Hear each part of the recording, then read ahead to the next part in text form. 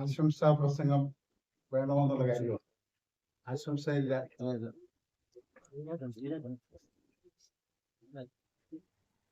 Sir Sumana sir അദ്ദേഹത്തിന്റെ ചുമതലകൾ ഏറെക്കുറെ നിർവഹിച്ചു എന്ന് പറയാം.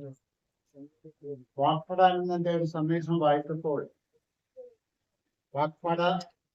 വാക്പടാനന്ദൻ പറഞ്ഞത്, നിങ്ങൾക്ക് ശത്രുക്കൾ ഇല്ല എങ്കിൽ നിങ്ങൾ ഇവിടെ ഒന്നും ചെയ്തിട്ടില്ല എന്നുള്ളതാണ് അർത്ഥം. എന്തെങ്കിലും പ്രവർത്തിച്ചാൽ ശത്രുക്കൾ ഏറെ ഉണ്ടാവും. കൂടുതൽ പ്രവർത്തിക്കുന്നവർക്ക് കൂടുതൽ ശത്രുക്കൾ വരും. നമ്മളെയൊക്കെ കൊല്ലാൻ വേണ്ടി പ്രവർത്തിക്കുന്ന ഒരുപാട് പേരുണ്ട്. നമ്മളിൽ നിങ്ങൾക്കറിയാം, നരേന്ദ്ര ദബോക്കർ മഹാരാഷ്ട്ര സർക്കാരിനെതിരെ അന്ധവിശ്വാസ നിർമ്മാർജ്ജന ബില്ല് നടപ്പിലാക്കാൻ നിങ്ങൾക്ക് എന്താണ് അമാന്തങ്ങൾ കാണിക്കുന്നു എന്ന് പറഞ്ഞ് ഏതാനും ദിവസങ്ങളൊക്കെ അകത്താണ് അദ്ദേഹത്തെ രാവിലെ നടക്കാൻ പോയപ്പോൾ രണ്ടുപേര് വന്ന് വെടിവെച്ച് കൊന്നത്.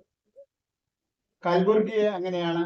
അദ്ദേഹം കാപ്പി കുടിച്ചുകൊണ്ടിരുന്ന പ്രഭാത ഭക്ഷണം കഴിച്ചുകൊണ്ടിരുന്നവർ വിദ്യാർത്ഥികളാണെന്ന ഭാവേന രണ്ടുപേര് വന്ന് കഥകൾ തട്ടി വിളിച്ചു. അദ്ദേഹം പുറത്തേക്ക് വന്ന് വെടിവെച്ച് കൊന്നു. അതുപോലെ പൻസാരയെ കൊന്നു, ഫറൂഖിനെ കൊന്നു, ഗൗരി ലങ്കേഷിനെ കൊന്നു. അടുത്ത് നമ്മുടെ KS ഭഗവാനെ അടുത്ത് ഞങ്ങൾ കൊല്ലുമെന്ന് പ്രഖ്യാപിച്ച നാടാണ് ഇന്ത്യ. അപ്പൊ ഞങ്ങൾ പറഞ്ഞേക്കണം, അടുത്ത് ഞങ്ങൾ കൊല്ലുന്നത് ആരും ചോദ്യം ചെയ്തില്ല. അദ്ദേഹത്തിന് പ്രൊട്ടക്ഷൻ കൊടുത്തിട്ടുണ്ട്. സർക്കാരും ചോദിച്ചിട്ടില്ല, നീ കൊല്ലുകൂടാന്ന് ഒരു ശത്രുവിന്റെ അടുത്ത് സർക്കാർ ചോദിച്ചിട്ടില്ല. ഇത് KS ഭഗവാനെ അടുത്ത് കൊല്ലുമെന്നാണ് അവർ പ്രഖ്യാപിച്ചിട്ടുള്ളത്.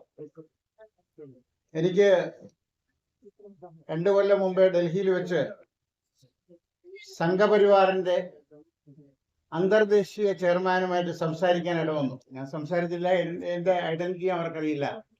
അവര് 150ഓളം സംഘടനകൾ സംഘപരിവാറിന്റെ കയ്യിലുണ്ട്. അതിൽ നന്മ ചെയ്യുന്ന ഒരു സംഘടനയുടെ കാര്യങ്ങൾ അന്വേഷിച്ചാണ് ഞാൻ പോയത്. അവര് ശരീരദാനം, നേത്രദാനം, അവയവദാനം, രക്തദാനം എല്ലാം ചെയ്യുന്നത് സംഘപരിവാർ ചെയ്യുന്നില്ല. അതോടൊപ്പം തന്നെ കൊല്ലാനുള്ള സംഘടന അവരുടെ കയ്യിലുണ്ട്. അതെന്തോ എന്റെ പേരെനിക്ക് മറന്നുപോയി. അപ്പൊ കൊല്ലാനുള്ള സംഘടനയുമുണ്ട്, നന്മ ചെയ്യാനുള്ള സംഘടനയുമുണ്ട്. അതാണ് സംഘപരിവാര്. ഈ ജൂൺ 5 കഴിഞ്ഞ് നമുക്ക് അനുഭവിക്കാൻ പോകുന്നത് നമുക്ക് ജൂൺ 5 കഴിഞ്ഞ് വിലയിരുത്താം. കാരണം ഇപ്പം വിലയിരുത്താൻ പറ്റാത്തൊരു സാഹചര്യമുണ്ട്. ഏതായാലും വളരെ സമാധാനപരമായിരിക്കില്ല അടുത്ത മാസങ്ങളും യോഗങ്ങളും ഒക്കെ വരുന്നത്.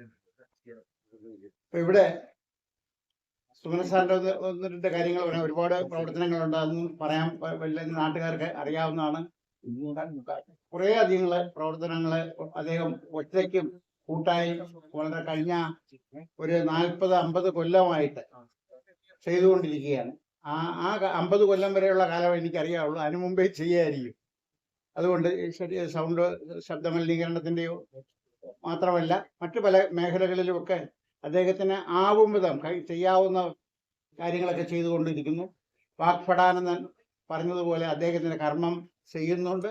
അതേപോലെ ശത്രുക്കളെയും വർദ്ധിപ്പിച്ചിട്ടുണ്ട്. ഇവിടെ അദ്ദേഹത്തിന്റെ വാർദ്ധക്യത്തിന്റെ ഒരു ഘട്ടത്തിലാണ് അദ്ദേഹം നിൽക്കുന്നത്. അദ്ദേഹം തീരുമാനിച്ചത് ആലപ്പുഴ അദ്ദേഹം പഠിപ്പിച്ച സ്കൂളുകളുടെയും മക്കൾ പഠിച്ച സ്കൂളുകളുടെയും വിദ്യാർത്ഥികൾക്ക് അദ്ദേഹം ഒരു 4-5 സ്കൂൾ തിരഞ്ഞെടുത്തിട്ടുണ്ട്. അവർക്ക് ആണ്ടിലൊരിക്കൽ പഠന സഹായം ചെയ്യുക എന്നുള്ള ഒരു പ്രവൃത്തിക്കാണ് ഇന്ന് നാന്ദി കുറിച്ചത്. അതിനുവേണ്ടി ഒരു 2 ലക്ഷം രൂപ എത്തിക്കൂർ ട്രസ്റ്റിൽ നിക്ഷേപിച്ചിട്ടുണ്ട്. അതിന്റെ നിക്ഷേപിച്ച തുകയായി തന്നെ നിലനിൽക്കുകയും അതിന്റെ പലിശ കൊണ്ട് ഏതാണ്ട് ഒരു 10-16 വിദ്യാർത്ഥികൾക്ക് പഠന സൗകര്യം കൊടുക്കാനാണ് ഇപ്പം അദ്ദേഹം തീരുമാനിച്ചത്. പഠന സൗകര്യം എന്ന് പറയുമ്പോൾ ഈ അദ്ദേഹത്തിന്റെ ചിന്തകൾ പലതുണ്ട്. ആ ചിന്തകളും കൂട്ടിയിണക്കി തന്നെ ഞങ്ങൾ ചെയ്യുന്നത് വേറൊന്നുമല്ല, അപകടകരമായ ഒരു കാര്യമാണ്. ജനങ്ങൾക്ക് ശാസ്ത്രബോധം ഉണ്ടാവണം. എന്ന് പറയുമ്പോൾ നമ്മുടെ വിദ്യാഭ്യാസം കൊണ്ട് ആർക്കും ശാസ്ത്രബോധം ഉണ്ടാവൂല എന്നുള്ള കാര്യമാണ്. കുറെ പേർക്ക് അറിവുണ്ടാവും, ശാസ്ത്രാവബോധം ഉണ്ടാവും. ഇപ്പൊ ഞങ്ങള് 10,000 രൂപയുടെ 2 അവാർഡുകൾ കൊടുക്കുന്ന, 5,000 രൂപയുടെ ജയശങ്കറിന്റെ പേരിൽ ഒരു അവാർഡ് കൊടുക്കുന്നു, കല്ലമ്പലം വിശ്വംഭരന്റെ പേരിൽ ഒരു അവാർഡ് കൊടുക്കുന്നു, കുര്യാക്കോസ് സാറിന്റെ പേരിൽ 10,000 രൂപയുടെ, അങ്ങനെ കുറെ അവാർഡുകൾ കൊടുക്കുന്നു. ഈ അവാർഡ് കൊടുക്കുമ്പോൾ ഞങ്ങൾ മാതൃഭൂമി എല്ലാ പത്രങ്ങളിലും പരസ്യം കൊടുക്കും. ശാസ്ത്രാവബോധം ജനിപ്പിക്കുന്ന കൃതികൾക്ക്, രചനകൾക്ക് അവാർഡ്. അങ്ങനെ ഇരിക്കുമ്പോൾ തൃശ്ശൂരിൽ നിന്ന് ഒരു വനിത വിളിക്കുകയാണ്. എന്താണ് അവർക്ക് മനസ്സിലായില്ല എന്താണ് ശാസ്ത്രാവബോധം ജനിപ്പിക്കുന്ന കൃതികൾക്ക് അല്ലെങ്കിൽ രചനകൾക്ക് അവാർഡ്. അപ്പൊ അവരോട് ചോദിച്ചു, നിങ്ങൾ തൃശ്ശൂരിൽ എവിടെയാണ്? അയ്യന്തോളാണ്. അയ്യന്തോളിൽ ഇരിക്കുന്ന കളക്ടറേറ്റ് ഇരിക്കുന്ന ഭാഗം. എന്ത് ചെയ്യുന്നു എന്ന് പറയുമ്പോൾ കേരളവർമ്മ കോളേജിലെ അധ്യാപികയാണ്. അവർക്ക് ശാസ്ത്രാവബോധം മനസ്സിലായിട്ടില്ല. അവരെന്ന് മാത്രമല്ല, അടുത്ത് മലപ്പുറത്ത് നിന്നൊരു പെൺകുട്ടി വിളിക്കുകയാണ്. അത് മലപ്പുറത്ത് ഞാൻ CBSE സ്കൂളിലെ അധ്യാപികയാണ്. അവർക്കും ശാസ്ത്രാവബോധം പിടികിട്ടിയിട്ടില്ല.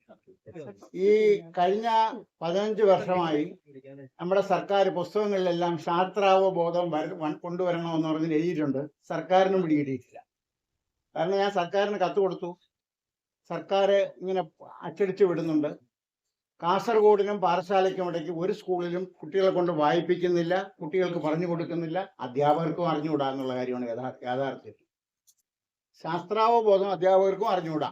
പിന്നെ എന്ത്, ശാസ്ത്രത്തെ പല കാര്യങ്ങളൊക്കെ പഠിക്കാനിരിക്കും, പഠനമുണ്ട്, ബോധമില്ല എന്നുള്ള ഒരു തലത്തിലാണ് ഇരിക്കുക. അതാണ് ഞാൻ 2 ഉദാഹരണം പറഞ്ഞത്. അപ്പൊ ശാസ്ത്രാവബോധം എങ്ങനെ അതെങ്ങനെ കുട്ടികളിൽ ജനിപ്പിക്കുക? അപ്പം ചെയ്യുന്ന ശാസ്ത്രത്തിന്റെ യുക്തിചിന്ത അതെങ്ങനെ സംഭവിക്കുന്നു എന്ന് അറിയാൻ പാടില്ല, കുട്ടികൾക്ക് അറിയാൻ പാടില്ല. അത് അധ്യാപകർക്കും അറിയാൻ പാടില്ലാത്ത സ്ഥിതി നിലവിലുണ്ട്. ഏതാണ്ട് ഞങ്ങൾക്ക് ചെയ്യാവുന്ന കുറെ കാര്യങ്ങൾ സ്കൂളുകളിൽ കടന്നു കയറി ഈ കാര്യങ്ങൾ അസംബ്ലിയിൽ വെച്ച് തന്നെ സംസാരിക്കുകയും കഴിയുന്നത്ര സ്കൂൾ കുട്ടികൾക്ക് അവാർഡുകളും പുസ്തകങ്ങളും സർട്ടിഫിക്കറ്റുകളും ഒക്കെ വിതരണം ചെയ്യുകയും ചെയ്യുന്നു. അതിന് പ്രേരകമായിട്ടാണ് സാറും ഇന്നൊരു തുക AT കൂർ ട്രസ്റ്റിനെ ഏൽപ്പിച്ചിട്ടുള്ളത്. അതുപോലെ നേരത്തെ ഇവിടെ സൂചിപ്പിച്ചു, ആരൊക്കെയോ ഒരുപാട് ശരീരദാന പത്രം കൊടുത്തിട്ടുണ്ട്. പത്രമല്ല, ഞങ്ങൾ 150-ലേറെ ശരീരം മെഡിക്കൽ കോളേജിന് കൊടുത്തിട്ടുണ്ട്. ആദ്യം 1979 കൊടുത്തത് കൃഷ്ണമാഷയുടെ അമ്മയുടെ ശരീരമാണ് ആദ്യമായിട്ട് കേരളത്തിൽ കൊടുത്തത്. കാരണം അതിനു മുമ്പേ കൊടുത്തത് AT കൂറിന്റെ ശരീരം മാത്രമായിരുന്നു. അപ്പോൾ കൃഷ്ണമാഷയുടെ അമ്മയുടെ ശരീരമാണ് കേരളത്തിൽ ആദ്യമായിട്ട് കൊടുത്തത്. ഇപ്പോൾ ഒരു 152-153 ശരീരം വരെ നമുക്ക് കൊടുക്കാൻ കഴിയും. ഇത് കുട്ടികൾ പഠിക്കുകയാണ്. ഈ കേരളത്തിലെ യുക്തിവാദി സംഘ നേതാക്കളുടെ ശരീരം ഉപയോഗിച്ചാണ് മെഡിക്കൽ കോളേജിലെ കുട്ടികൾ പഠിക്കുന്നു എന്നുള്ളതിൽ നമുക്ക് അഭിമാനമുണ്ട്. അതുപോലെ തന്നെ 350 ജോഡി കണ്ണുകൾ കൊടുക്കാനും നമുക്ക് കഴിഞ്ഞിട്ടുണ്ട്. പിന്നെ അവയവദാനത്തിന് ചെയ്യാൻ കഴിഞ്ഞിട്ടില്ല എന്ന് വെച്ചാൽ സെറിബ്രൽ ഡെത്ത്, തലച്ചോറിന്റെ മരണം സംഭവിക്കുന്ന കേസുകളിലാണ്. അങ്ങനെ നമ്മുടെ കയ്യിൽ അങ്ങനെ കേസുകൾ വന്നിട്ടില്ല. പുനലൂരിലുള്ള ഒരു കേസ് വന്നിട്ടുണ്ട്. പക്ഷെ അത് നമുക്ക് ഓപ്പറേറ്റ് ചെയ്യാൻ കഴിയാത്തതുകൊണ്ട് നോർമൽ ഡെത്തായിട്ട് പോയി. അത് തലച്ചോറിന്റെ ക്ഷതമേറ്റ് മരിച്ചതാണ്. അത് അവയവദാനം ചെയ്യാമായിരുന്നു, അന്ന് സൗകര്യം കിട്ടിയില്ല, ചെയ്തില്ല. അങ്ങനെ ശരീരദാനത്തിൽ കേരളത്തിൽ വ്യക്തിവാദികളെ ശരീരമാണ് ധാരാളമായിട്ട് കൊടുത്തിട്ടുള്ളത്. ഏതാണ്ട് 152 മുകളിൽ കൊടുത്തിട്ടുണ്ട്. അത് ചെയ്യുന്നുണ്ട്. ഇപ്പം ഈ ഘട്ടത്തിൽ എൻ്റെ സമ്മതപത്രം സുമന സാറും അവിടെ ഇന്ന് തയ്യാറാക്കി ഇന്ന് സമർപ്പിക്കുകയാണ്. അദ്ദേഹം 2 പ്രധാനമായ കാര്യങ്ങൾ ചെയ്യുന്നുണ്ട്. കുട്ടികൾക്ക് വേണ്ടിയുള്ള ഒരു അവാർഡ് ഏർപ്പെടുത്തിയിട്ടുണ്ട്, നിങ്ങളുടെ ശരീരം കൊടുത്തിട്ടുണ്ട്. ഇത് മറ്റുള്ളവരും ഏറ്റെടുത്ത് ഈ പ്രക്രിയ അല്ലെങ്കിൽ എനിക്ക് എന്തെല്ലാം ചെയ്യാം എന്ന് തീരുമാനിക്കണമെന്നും അത് നടപ്പിലാക്കാൻ AT കൂർ ട്രസ്റ്റും യുക്തിവാദി സംഘവും ഒക്കെ തന്നെ തയ്യാറാണ് എന്ന് മാത്രം പറഞ്ഞുകൊണ്ട് ഈ സൽക്കർമ്മത്തിന് പങ്കാളിത്തവും സഹകരണവും കൊടുത്ത എല്ലാവർക്കും നന്ദി പറഞ്ഞുകൊണ്ട് നിർത്തുന്നു. അഭിവാദ്യങ്ങൾ.